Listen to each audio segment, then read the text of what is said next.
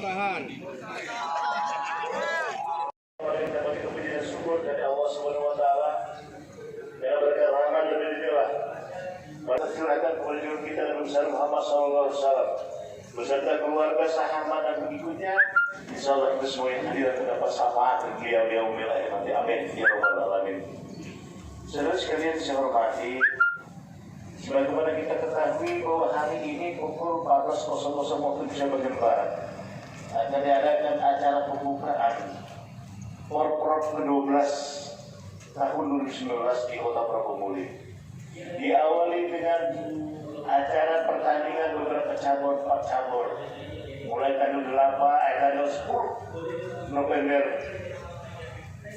yang lalu. Ada